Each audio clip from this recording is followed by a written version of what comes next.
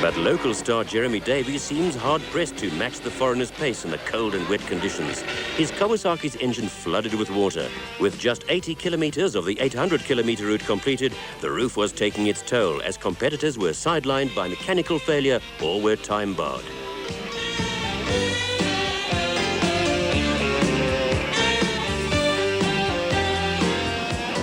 A dawn start to day 2 saw a thinning entry of teams facing a shortened 320-kilometer car course into Lesotho's southern wastes. About 20 vehicles didn't make it back before nightfall, and their drivers spent a chilly night in a rural school with just the legendary Basotho hospitality to keep them warm and fed.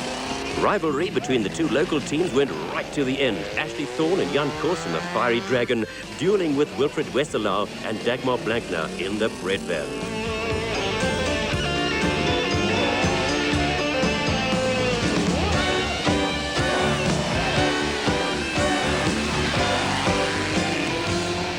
For the bikers came the news that the legendary Baboons Pass was under a metre of snow and their route wasn't going to be trimmed.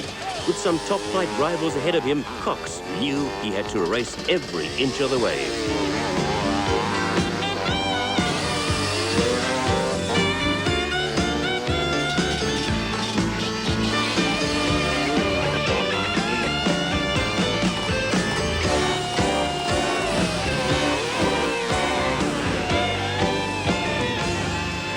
Along the route, service and refuel points allows teams to wipe mud from visors, top up tanks and fix anything which is broken. Already, the cars are strung out and competitors more than 4 hours behind the leaders will be time-barred and disqualified.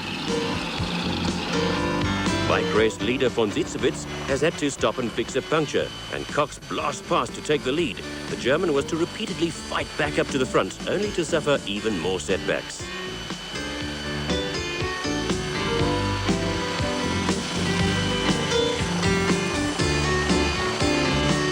For some of the route, cars and bikes raced on the same roads, and the course was well defined. When they separated, the snow covered the route markers. Pathfinding for the front man could be agonizingly difficult. Last year's second-placed man, Joachim Sauer, holds a narrow lead over South African rider Willie Ireland, and the faster bikes were soon passing the cars. Klaus Degener and Wiley Harrington, having got stuck in a river on day 1, gamely fought on, but more problems were to come their way. By now, rivers were becoming major obstacles. Unexpected holes and fast-flowing torrents unseated many riders. Some scouted around for other places to cross, and here the South African riders had a small advantage, thinking to ask locals where the best crossings were.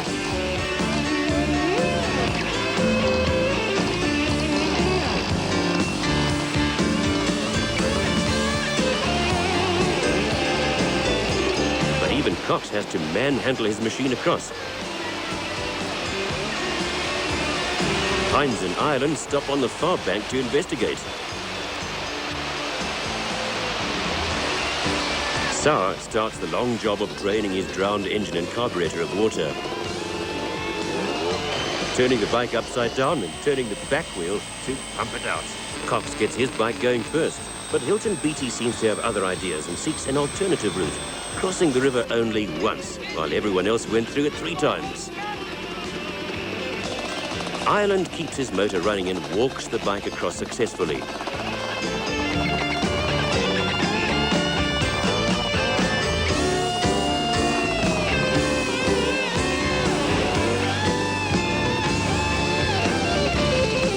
The main rivals set off in a bunch, advantages gone. Von Zitzewitz, having repaired his puncture and fought back up the field, clears the river just minutes behind the leaders. Soon they're actually helping one another across the rivers, each one needing the others simply to survive and keep going. Meanwhile, Hobler and Swanepoel in the Nissan have taken the lead from Milan and Leek as the Toyota's turbocharger gave trouble. The two leaders are steadily stretching their lead, but as the day wears on, Hobler noses further and further ahead.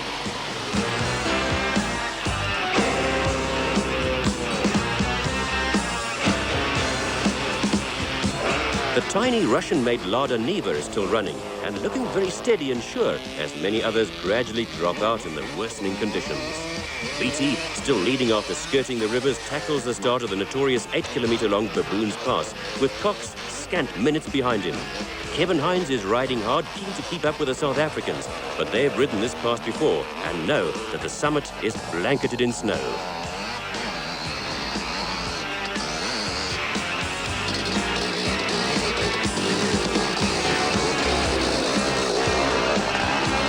Ireland has von Zitzewitz right behind him as they tackle the boulder-strewn path that was once the only route into Lesotho's heart.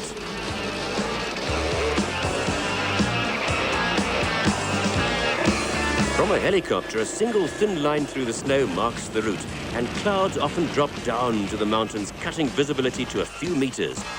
Riders unable to see the ground under the snow tumble from their bikes, and many start to run out of petrol. It is von Zitzewitz who carves the first line of tracks to the peak. The helicopter fetches fuel for the stranded riders, some wearing space blankets against the bitter cold.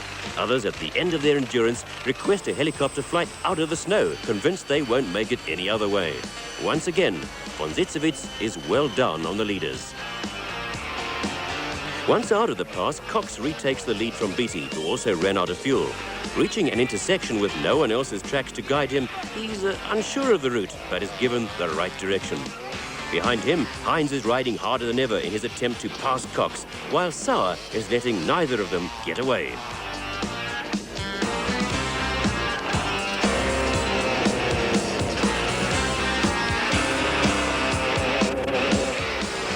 Davies has fought his way through the field after several setbacks by the end of day 2. But he knows the race is far from over. Already some classes of cars have been completely wiped out as the Marshal's list of survivors gets shorter. Several bikers had to be airlifted from Baboons Pass as darkness closed in, and organisers shortened the car route for day 3. Die baie was natuurlijk verschrikkelijk nat geweest en ek moet jou sê, ons 'n paar plekke daar met die berge af wat ek nie kan glo eintlik dat ons kon afgekom het daar in die bakke heeltyd so na die afgronde toe gegly. En ek moet jou sê, ek het so iets in my lewe nog nie beleef nie. Well, today, I'll tell you what, it was the hardest roof I've ever done, you know, on the second day. It was incredible. I cannot believe what we have done today. 2-3 foot deep of snow for the last 3 kilometers at the top of Baboons Pass, and just push and carry, and it was hard. Before we got to the pass, we had to cross a river, crossing 3 times, and there's just no ways you could ride across it. It was up to your shoulders deep. So basically what we did was just dived into the river with the bikes, held on the handlebars and swam them across. Turned them upside down, took all the water out, got them going. It was tough.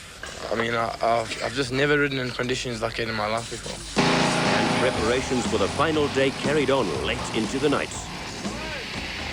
A much smaller band started off from Lancers Gap at dawn the next morning. Almost unbelievably, Derek Pinoy and Jack Purchase were half an hour behind Grobler and Swanepoel in second place. Pinoy driving brilliantly in his open car in the terrible conditions. Malone and Leek battled on, but the loss of their turbocharger robbed the Toyota of much of its power. The bikers set off later with 2 more tough passes ahead of them, Vitelli and Rampai, both of them under snow. Within 30 kilometers of the start, Grobler struck a problem. At the first river crossing, a Marshal's car had drowned. A tractor, hired to pull it out, had also slipped into the water, completely blocking the only visible path. As the Nissan crew scouted for another way across, Pinoy arrived and simply followed them over when they found a safe passage through the water, wiping out their hard-earned half-hour advantage. Degener and Harrington had gone up to third, while Lesotho aces Thorne and Cross reached the first service point in 4th spot.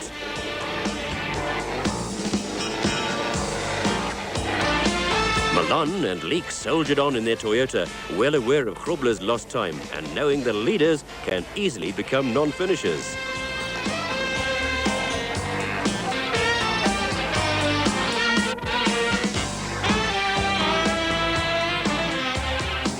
Crews coming through this valley had to contend with local Saturday morning traffic, mostly in ox-drawn wagons or very old cars, which seemed to get through the mud quite easily.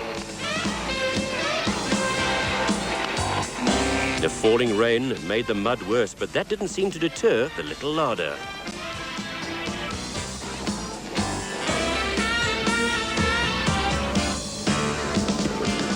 For the bikers, conditions were worse than ever, as visibility again dropped to almost zero in the snow-covered mountains, and pathfinding over the Leteli Pass became a mixture of intuition and guesswork. Cox stayed in front, but Sauer passed Hines for second, although he made heavy weather of some of the wet and slippery boulders in the mist.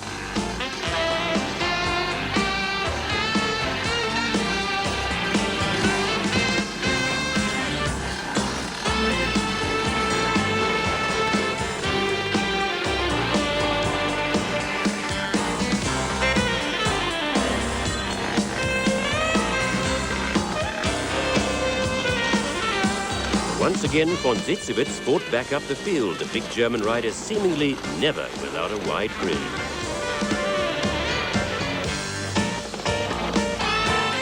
Conditions changed rapidly and some riders had perfect visibility and a clearly marked path to follow.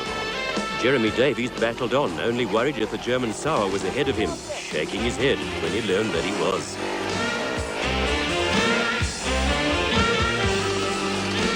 Hines, the weather closed in again.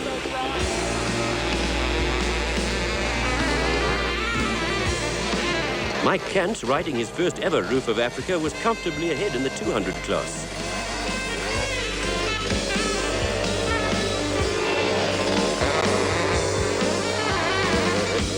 Once out of the mountains, Cox again set a cracking pace, determined to keep his lead. His smooth riding makes it look so easy, yet on sections like this, he would touch 150 kilometers an hour.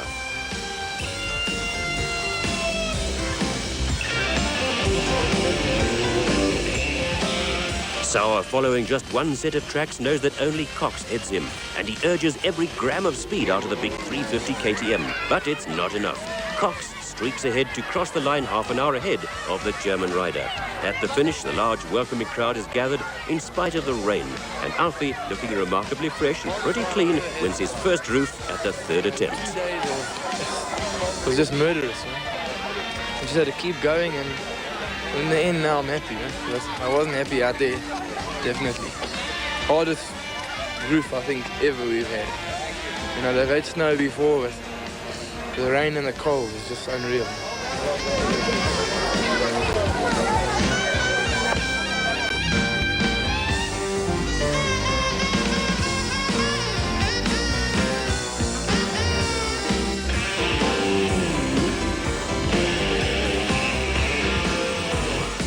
Some doubt existed as to whether the cars would be able to cross the final river, but Hannes and Piet were able to get the Nissan through. Ek sê ek het in my lewe nog nie so iets beleef nie.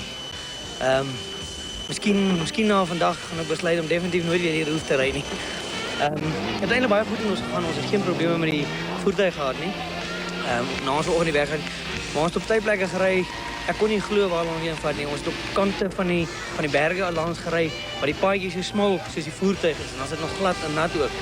Ek sê vir die eerste maal op veldrein het ek bang geword eintlik. Maar Piet het my ook so bang gepraat langs aan, jy weet ek moes bang word. Maar ons is bly om hier te wees. Baie lekker te wees. Mike Kant had slammed into the back of Grobler's truck 30 kilometers from the end, and Grobler unwittingly reversed over the bike. Kant rode on with a bent front wheel to win his class. The Lauda finally crossed the line just 63 seconds before the 4-hour time bar. Many others were not so lucky. Of over 200 entries, less than 30 made it to the end of what's been called the toughest Roof in years.